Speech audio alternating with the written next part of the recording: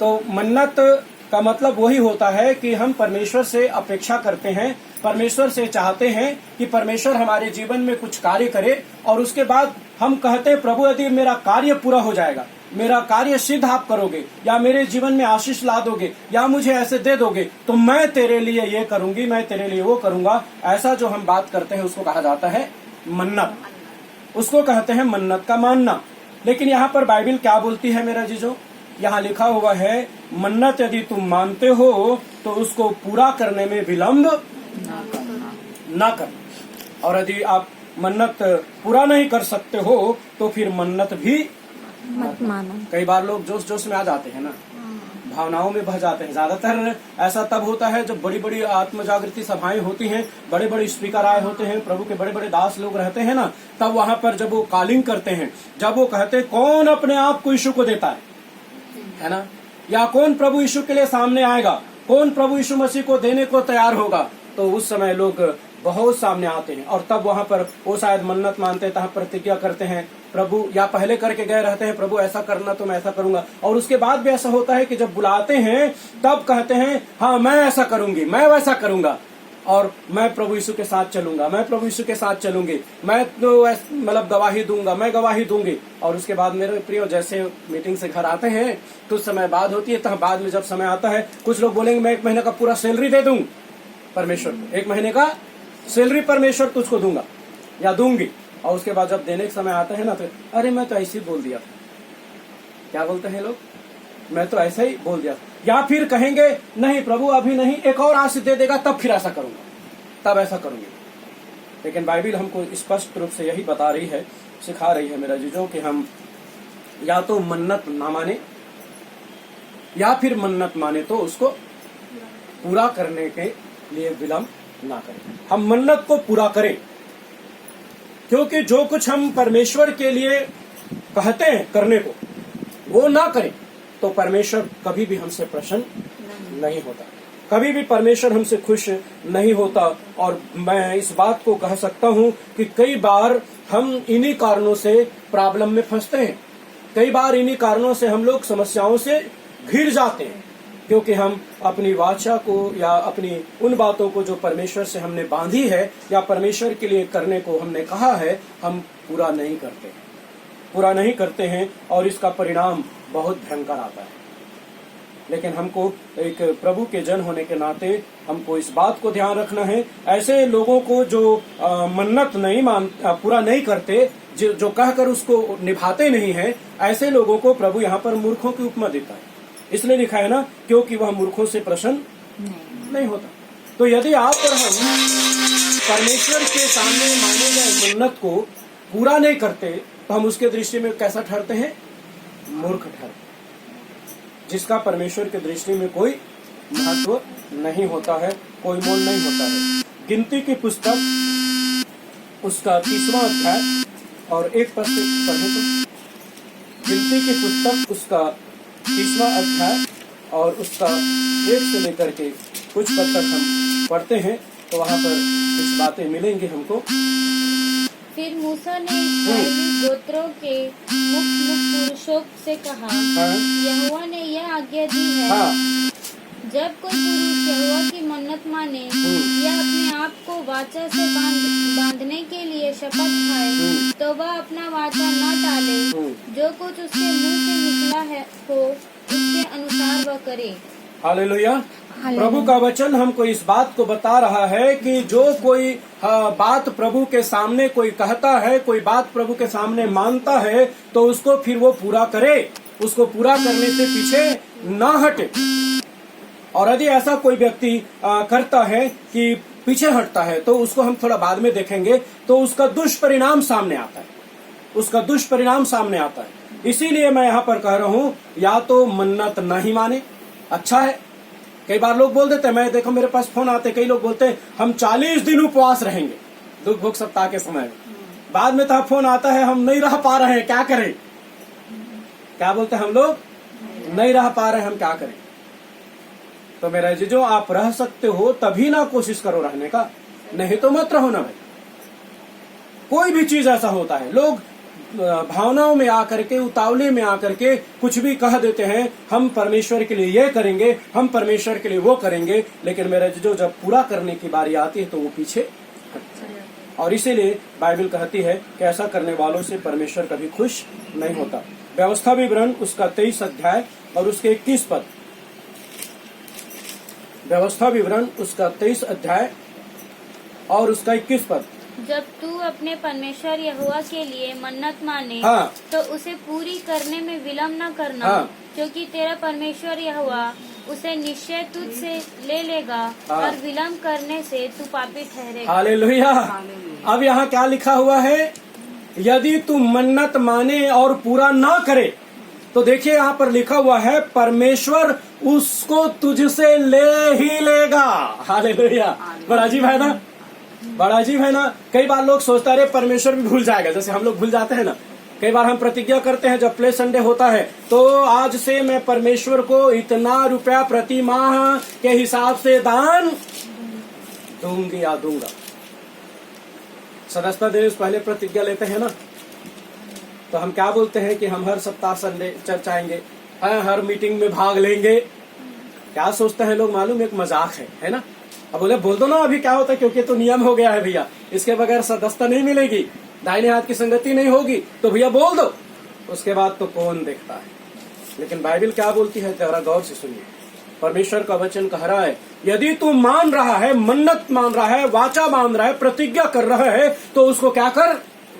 पूरा कर। और यदि पूरा ना करे तो याद रख परमेश्वर तुझसे वो ले लेगा जो तूने वादा किया है। ऐसे नहीं तो ऐसे। परमेश्वर के कई रास्ते हैं ना भाई, कई तरीके हैं लेने का, और ले लेगा। और अंत और लिखा है वहां पर कि तू क्या करेगा? निश्चय पापी ठहरेगा। पापी ठहरेगा। यदि मन्नत कोई नहीं मानता तो यहाँ लिखा है वो मूर्ख ठहरता है। यदि कोई मन्नत नहीं मानता तो वहां लिखा है वो पापी ठहरता, वो पापी ठहरता। और मेरे अजीजों, जब ऐसी स्थिति रहेगी तो हम परमेश्वर की आशीष को कैसे प्राप्त करेंगे? परमेश्वर की आशीष हमारे जीवन में कैसे आएगा? लेकिन जो मन्नत मानते हैं वो बहुत ही आशीषित लोग होते हैं। और जब भी हम मन्नत माने, हो सकता है कई बार मन्नत तो मानते हैं लेकिन उसको पूरा करने में कठिनाइयों का सामना करना पड़े, और मैं सोचता हूँ बड़ी कठिनाई का सामना करना पड़ता है, लेकिन हम पीछे ना हटें। देखिए, मैं बाइबल में 2 लोगों को बताना चाहूंगा। हन्ना के विषय में आप सब जानते होंगे। पहला शामिल में उसका वर्णन है, पहला अध्याय से आगे पढ़ेंगे तो वहां पर आपको इस बात को पता चलेगा कि हन्ना बांझ थी, है ना, उसका संतान नहीं होता था। तो वो परमेश्वर के भवन में गई और प्रार्थना कर रही थी। हालांकि वो धीरे धीरे उसका होंठ हिल रहा था, लेकिन शब्द सुनाई नहीं दे रहा था। तो प्रभु का दास एली उसको बोलता है, तू नशे में काहे को चूर है, नशे में कहाँ बड़बड़ा रही है यहाँ पर? तो वो बोलती है, मैं नशे में नहीं हूँ और न मैं बड़बड़ा रही हूँ, परंतु मैं अपनी पीड़ा, अपनी व्यथा, अपना दुख मैं अपने जीवित परमेश्वर के सामने रख रही हूँ। और उसने अपनी समस्या बताई। तब एली ने कहा, निश्चय परमेश्वर तेरी प्रार्थना सुनेगा और तेरी नाम धराई को दूर करेगा। और मेरा जीजो, वो मांग रही थी परमेश्वर से संतान, क्योंकि उस 2 जने, यानी एक पति के 2 बीवी थे। तो उसकी जो बड़ी थी वो उसको मतलब चिढ़ाया करती थी, जो उनका क्या कहेंगे अपन, जो सौतन है वो उसको चिढ़ाया करती थी, और इसके कारण ये बहुत दुखी रहती थी। लेकिन परमेश्वर ने इसकी प्रार्थना को क्या करा? सुन लिया। अब बच्चा हो गया तो क्या बस हो गया? हाँ, परमेश्वर दे दिया वो करा। लेकिन उसने मन्नत क्या माना था मालूम है? उसने कहा था, जब बच्चा दूध छोड़ देगा उसके बाद मैं उसे तेरे भवन में दे दूंगी। बस तू मेरा नाम धराई क्या कर? दूर कर। मैं बांझ ना कहलाऊं, मुझे संतान की आशीष दे।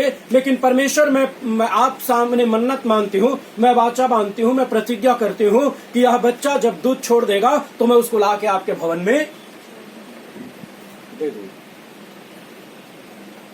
और ठीक वैसे ही हुआ। लेकिन मेरे जो ये अपनी मन्नत को पूरा किया। इस स्त्री ने अपनी मन्नत जो माना था, लिखा हुआ है जब शामिल दूध छोड़ दिया तब उसको परमेश्वर के भवन में लाकर एली के सामने सौंप दिया। एक माँ के लिए क्या साधारण बात है। उतने समय के बाद नाम धराई के कारण जो माँ बनी और उसके बाद उस बच्चे को लाके मतलब परमेश्वर के भवन में दे दे। कई बार तो हम लोग भूल भी जाते हैं इन बातों को। मैंने जैसे शुरुआत में कही थी वो बात कि हम कहते हैं प्रभु मुझे अच्छा जीवन साथी दे, मुझे अच्छी नौकरी दे, तो मैं ऐसे करूंगी, मैं वैसा करूंगा, मैं ये करूंगा, और परमेश्वर सुनता है और देता है, और उसके बाद हम भूल जाते हैं। जैसे मैं एक भाई के बारे में कहूं तो मैं हमेशा बोलता, जब शादी उसकी हुई नहीं थी तो वो बराबर सारे मीटिंग्स में, कॉटेज मीटिंग में, चर्च में, यहाँ तक संडे स्कूल तक में बैठता था। मेरे को लगता था यार कितना अच्छा लड़का है, कितना अच्छा जवान है। और वो प्रार्थना करवाता था, भैया मेरे लिए प्रार्थना करो, क्योंकि पढ़ा लिखा नहीं था वो, तो उसको थोड़ा दिक्कत हो रहा था।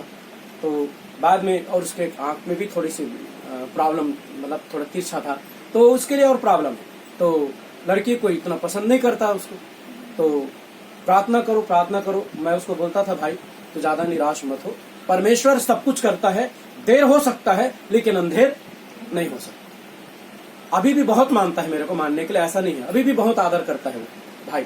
लेकिन उसके बाद प्रार्थना किए, फिर परमेश्वर ने ऐसा अगुवाई किया, हमारे माध्यम से ही हुआ, मतलब, और उसके बाद एक लड़की उसको मिली जो बहुत पढ़ी लिखी, देखो मनेंद्रगढ़ की, उसको लड़की मिली और उसके बाद विवाह हुआ। उसके बाद शादी हो गई।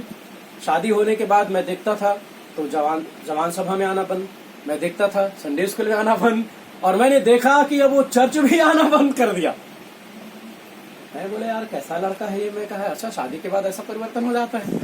तो मैं उनके घर गया एक दिन, मैं बोला कैसे भाई आजकल तुम दिखाई नहीं देते हो। अरे भैया ऐसा है वैसा है। कुछ दिन तो मैं भी समझा, क्योंकि भाई शादी नहीं हुई है तो घूमते है ना, इधर उधर गांव जाते वहां जाते, उसके बाद लेकिन वही। फिर मैंने कहा क्यों भाई, परमेश्वर ने अच्छी पत्नी देकर गलत कर दिया? तो ऐसे क्यों बोल रहे हो भैया? मैंने सही तो बोल रहा हूँ, अब तुम्हारे पास समय नहीं रहता परमेश्वर को समय देने के लिए। जब परमेश्वर ने नहीं दिया था तो तुम रोज आया करते थे, और जब आप परमेश्वर दे दिया तो उसी से दूर हो रहे हो। तो बात उनको लगी, फिर उनकी पत्नी को मैंने समझाया, फिर वो आना शुरू किया। मेरा कहने का मतलब यह है मेरा जीजों, ये तो एक छोटी सी बात है, लेकिन बहुत विषयों में यदि हम इन बातों को देखते हैं तो पाते हैं कि लोग बड़ी बड़ी बातें कहते हैं परमेश्वर के लिए, कि हम ऐसा करेंगे परमेश्वर तेरे लिए, मैं वैसा करूंगा परमेश्वर तेरे लिए, मैं ऐसा करूंगी परमेश्वर तेरे लिए। लेकिन जब पूरा आता है करने का समय, तब हम देखने लगते हैं, है ना। दशमांश देने की प्रतिज्ञा कितने लोग करते हैं? जब प्रभु के वचन को लोग सुनते हैं, पढ़ते हैं, तो बोले ठीक है हम पूरा ईमानदारी से क्या करेंगे, दशमांश देंगे। लेकिन जिस समय जब दशमांश को निकाला जाता है, उस समय देखते हैं अरे बाप रे इतना सारा दशमांश है। अब जब ज्यादा तनख्वाह है तो ज्यादा दशमांश होगा ना। लेकिन मैंने देखा अपनी सेवकाई में कि जिनका कम आमदनी रहता है ना, वो बड़ा ईमानदारी से दशमांश निकालते हैं। किसी को अच्छा ना लगे बात, लेकिन मेरा जो मैंने अनुभव किया कि जब व्यक्ति का कहना चाहिए कम आय है, वो बड़ा ईमानदारी से दशमांश निकालता है। लेकिन जब आय बढ़ जाता है ना, तब वो दशमांश निकालना नहीं चाहता है। हमारे यहाँ ही एक परिवार था रेलवे में अभी है, लेकिन अभी ट्रांसफर हो गया बिलासपुर उनका। तो भैया पहले क्या थे, ड्राइवर, मतलब जो ड्राइवर कौन सा, वो जो खराब हो जाने से ट्रेन जैसा रहता है ना, ट्रेन नहीं है वो, तो उसको लेके कुछ बोलते हैं उसका नाम, तो उसको चलाते थे वो। जैसे कोई रोड खराब, कहीं लाइन उन कुछ खराब हो गई, कुछ हो गया, तो उसको चेक करने जाते हैं ना, उसमें तो छोटी लंबी सी रहती है छोटी ना, तो वो गाड़ी चलाया करते। नहीं ट्रेन का ही है वो, तो उसको चलाते थे।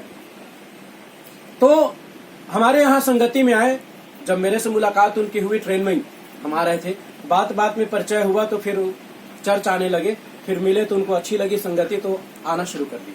और उसके बाद आए, फिर वो चाहते थे कि मेरा प्रोग्रेस हो, मतलब उन्नति हो। हर कोई चाहता है भी अपने काम में उन्नति हो, और उसमें कोई बुराई नहीं है, तो मेहनत भी करना, और वो मतलब प्रार्थना करने के लिए बोले। फिर जब बातें हुई ऐसे, तो दशमांश की बातें थी, तो उस समय कम तनख्वाह थी उनकी, ड्राइवर में था, तो ईमानदारी से बकायदा हर महीने दशमांश निकालते थे परिवार। एक सच्ची घटना है जो बता रहा हूँ। उसके बाद जब प्रार्थना हुई, परमेश्वर ने क्या, उन्होंने अपना मेहनत किया, हम ये नहीं कहते, लेकिन मेहनत करना हमारा होता है, लेकिन सफल करना परमेश्वर के हाथ में होता है। मानते हैं कि नहीं? सफलता तो परमेश्वर ही देता है मेरे जीजों। और इतनी प्रार्थनाएं हुई उनके लिए, और उन्होंने एग्जाम दिया, जी का एग्जाम दिया, जी का, और उसके बाद परमेश्वर का धन्यवाद हो कि उनको परमेश्वर ने वो बना भी दिया, ड्राइवर से मतलब ऑफिसर बना दिया, ठीक है, इंजीनियर बना दिया, ठीक है। अब उसमें ये भी ऑप्शन है उनका कि जहां पर प्रोग्रेस होता है, जहां पर आप जैसे वहां से पुनः तो आपको छोड़ना पड़ता है, ऐसा उसका रूल है रेलवे का। लेकिन प्रार्थना इतनी हुई उनके लिए कि परमेश्वर का धन्यवाद हो कि वहीं पोस्टिंग मिला उनको और वहीं रहे, तबादला भी नहीं। क्या यह चमत्कार नहीं था? यह आशीष नहीं थी? तनख्वाह डबल हो गया। लेकिन उसके बाद इस बात को आप और हम देखते हैं कि मेरा जीजो दशमांश निकालने में कोताही होने लगी। ऐसा होता क्यों है मैं बता रहा हूं। ऐसा इसलिए होता है जब थोड़ा रहता है ना तो हम आसानी से निकाल देते हैं। मान लो किसी का अब 10वां अंश, मान लो 100 रुपये में 10 रुपये निकालना है तो 10 रुपये नहीं मायने रखता, चल भैया 10 रुपये निकाल दो। लेकिन 10,000 में कम से कम यदि 1,000 रुपये निकालना पड़ गया तब आदमी सोचने लगे 1,000, अरे मेरे बच्चों का तो ये आ जाएगा, मेरे घर का ऐसा हो जाएगा, मेरा परिवार हो जाएगा, 1,000 में क्यों निकालूं? समझ रहे हैं? ये काम करता है शायद। पर हम भूल जाते हैं कि हमने इससे पहले परमेश्वर से क्या कहा था। परमेश्वर, यदि तूने मुझे पदोन्नति करा दिया, मुझे तूने बड़ा ऑफिसर बना दिया, तो भी मैं पूरे ईमानदारी से दशमांश दूंगा। और तभी परमेश्वर, जैसे वचन में आपने पढ़ा, उसमें लिखा ना, व्यवस्था विवरण मैंने आपको बताया, वहां पर 23-21 में क्या लिखा है? यदि तू पूरा ना करे तो परमेश्वर उस बात को तुझसे ले लेगा। तो ले लेगा, कभी बच्चा बीमार पड़ जाएगा, कभी वो बीमार पड़ जाएंगे, कभी और कुछ हो जाएगा, तब वो जितना दशमांश नहीं उससे कई गुना तुमको देना पड़ेगा। तब नहीं दोगे, तब तो फिर कुछ नहीं करोगे, सब देना ही पड़ेगा, है कि नहीं? तो यही लिखा है वचन में। इसलिए परमेश्वर कहता है यदि मन्नत को पूरा ना करोगे तो वो तुमसे ले लेगा। और इसलिए मेरा जीजो, आपको मुझको चाहिए कि हम मन्नत को क्या करें? पूरा करें। भावनाओं में आकर कोई मन्नत ना माने। भावनाओं में आकर के दूसरों के देखे हिस्गी, मैं हमेशा कहता हूँ, भीड़ में लोग आजू बाजू देखते हैं, वैसे को कालिंग हो जाता है, कभी बोलते हैं लो हाथ उठाओ, कौन प्रभु को जीवन दे रहा है, तो पहले देखता है कौन हाथ उठा रहा है, कौन कौन हाथ उठा रहा है, वो उठा रहा है, चल मैं भी उठा दे, है ना? दूसरे का देख। और कई बार ऐसा भी लोग होता है, ये दे रही है तो मैं भी, दूसरों को देखने के लिए, दूसरों को दिखा। नहीं, ऐसा नहीं। इससे परमेश्वर आपको मुझको आशीष नहीं देता। लेकिन यदि जो करार हमने करा है प्रभु से, जो करार प्रभु के सामने हमने रखा है, यदि उसको पूरा करते हैं तो प्रभु से क्या होता है? प्रसन्न होता है, और उसके बदले में बहुतायत की आशीष परमेश्वर आपको हमको देता है। मेरा जीजो, हमें इस बात को ध्यान रखना है। इसलिए या तो आप मन्नत ही मत मानो, जैसे मैंने कहा था, यदि प्रभु तू जिंदा परमेश्वर है तो मुझको चंगा कर, और मैं वादा करता हूं कि चंगा होने के बाद मैं अपना जीवन तुझको सौंपूंगा और तेरे पीछे चलूंगा। कितने उतार चढ़ाव आए, कई बार ऐसा मन आया मेरे जो, कई बार ऐसे ठोकरें लगी कि लगा कि वापस चला जाऊं। कई बार ऐसा लगा कि अरे ऐसे ही सब होते हैं ईसाई लोग नाम के, इसलिए मैं माफ कीजिएगा, कई लोग चिढ़ जाते हैं मैं जब ईसाई शब्द इस्तेमाल कर देता हूँ। लेकिन मैं जानता हूं, क्योंकि मैंने इतनी ठोकरें खाई अपने जीवन में कि लगा बेकार आ गया, इसमें कोई मतलब नहीं है, सब ढोंग है, निकल चलो, वापस चलो। लेकिन फिर भी परमेश्वर के वचन ने वहां पर काम किया। परमेश्वर मुझे हमेशा कहता था, प्रभु के कुछ अच्छे लोगों के द्वारा प्रभु मुझसे कहता था, तुम किसको देख कर आए हो? तुम मनुष्यों को देखते हो, ईसाइयों को देख कर आए हो कि यीशु मसीह को देख कर आए हो? तब तो मैं ईसाइयों को जानता ही नहीं था कौन होता है, जिस समय मैं यीशु को पुकारा था। हकीकत में मैं जानता नहीं था ईसाई क्या है। लेकिन मेरा जीजो, वचन काम करता है। मुझे पतरस की वो पद हमेशा याद आते थे, जब भी मैं मतलब ऐसा सोचता था कि वापस चला जाऊंगा, नहीं रहूंगा, इसमें कोई मतलब नहीं है, तो मालूम वो वचन याद आता था कि जो वापस लौट जाए, जो परमेश्वर की व्यवस्था यानी व्यवस्था की आज्ञाओं को छोड़ दे, तो उसके लिए कहावत ठीक बैठती है कि धोई हुई सुवर्णी किचन में लौटना और कुत्ता उल्टी यानी छांट करके खाना नहीं छोड़ना। तो मैं सोचता था, क्या मैं सुअर हूँ? क्या मैं कुत्ता हूँ? नहीं ना, तो मैं सुअर हूँ ना कुत्ता हूँ, जो भी हो जाए। अब जिस प्रभु को मैंने पकड़ा है, जिस प्रभु के ने जीवन दिया है, अब उसी के पीछे चलूंगा, चाहे कुछ भी हो जाए। और यही वचन, मैं आरंभ की बात बता रहा हूँ मेरा जीजू, अभी तो बहुत समय की बात हो गई है, लेकिन जब मैं नए विश्वास में था, कितना संघर्ष किया मैंने। और मैं कहता था कि नहीं नहीं सब ऐसा ही, सब ऐसे ही, क्योंकि ऐसे ही लोग मिलते थे मुझे, ढोंगी लोग, कहे कुछ करे कुछ।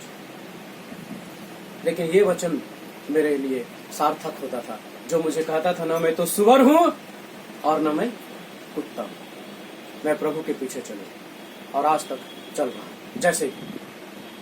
लेकिन मेरा जीजो, मैं ये कहना चाह रहा हूं कि जब हम कहते हैं, मन्नत मानते हैं, तो उसको क्या करें, पूरा करें, भले कठिन को ना हो। जैसे हन्ना ने क्या किया, अपने बच्चे को, जैसे बच्चा, उसने कितना आनंद उठाई अपने बच्चों को, अपने बच्चे का कितना लाभ लिया। दूध पीते तक बच्चा मान लो 3 साल का हुआ होगा, 2-2.5 साल तक का हुआ होगा, उसके बाद उसको लाकर परमेश्वर के भवन में दे दिया, दूध छुड़ाने तक बोला है। अब 8 साल 9 साल तक तो कोई दूध नहीं पीता ना, 3 साल खूब हो गया तो 3 साल तक मैं पिलाते रहे पुराने समय में लोग, अब तो 6 महीने तक पिलाते हैं बस, है ना, उसके बाद खिलाना शुरू कर देते। तो मैं 3 साल मानता हूं, इतने में मान लो उसको लाकर परमेश्वर के भवन में छोटे से बहुत बच्चे को सौंप दे दिया। अब चाहे जैसे भी, हमें भी अपनी मन्नत को पूरा करना। और एक सबसे बड़ा उदाहरण यदि आप न्यायों की पुस्तक को पढ़ेंगे तो वहां पर मिलेगा मेरे लिए, और वो कौन है, इप्ता। कौन है वो, इप्ता। यदि उसके बारे में पढ़ोगे तो बहुत पूरा अध्याय है, कई अध्याय आप उसमें पढ़ेंगे तो आपको पता चलेगा उसने क्या मन्नत माना था मालूम है। उसने कहा था, परमेश्वर यदि तू मुझे जयवंत करे, मुझे विजय दिलाए, तो मैं जो भी मुझे पहला मिल जाए, मतलब मैं लौट कर जाऊं और जो भी मुझे पहला मिल जाए नगर से, उसको मैं तेरे लिए बलिदान कर दूं। बड़ा अजीब सा मन्नत था ना। और इसलिए मैं कई बार सोचता हूं, मेरा जो ये मेरा विचार हो सकता है, बिना सोचे समझे तो मन्नत मानना ही नहीं चाहिए। हालेलुया। मैंने नहीं कहता कि सब मेरी इन बात से सहमत आप हो ना हो, लेकिन मेरा कहना है बिना सोचे विचारे मन्नत मानना ही नहीं चाहिए। और मुझे ऐसा लगता है कि इप्ता ने इस टाइप का मन्नत बिना सोचे मान लिया परमेश्वर से। उसने कहा था कि मैं विजयी प्राप्त हो जाऊं, मैं जयवंत हो जाऊं, मेरे शत्रुओं को तो मेरे हाथ में करेगा, तो जो पहला नगर से मुझे मिलेगा मैं उसको तेरे लिए बलिदान कर दूंगा। और हुआ ये, यदि पूरी कहानी पढ़ेंगे न्यायों के पुस्तक को तो मालूम चलेगा कि वो विजयी हो गया। परमेश्वर ने उसको क्या कर दिया, जयवंत कर दिया, सारे अमोरियों को उसके हाथ में कर दिया परमेश्वर ने। और उसके बाद मेरा जीजो, वो जब ये मालूम चला उनके गांव में, यानी इजराइल में पता चला कि अरे लोग तो विजयी हो गए हैं, इप्ताह जीत गया है, शत्रुओं को हरा दिया है, तो कोई नहीं, उसकी ही बेटी डफली बजाती हुई, इकलौती बेटी थी, देखिएगा इकलौती बेटी थी मेरा जीजो, जो जवान थी, शादी के लायक हो गई थी, 19-20 साल के लगभग मानते अपन रही होगी, जवान थी, शादी के लायक मतलब 19-20 साल की रही होंगी, तो डफली बजाती हुई, नाचती हुई कि मेरा पिता विजय। उसको क्या मालूम मेरा पिता ने क्या मन्नत माना है। अब वो आ गई और सबसे पहले वही नेतृत्व कर रही थी। जब वो इप्ताह की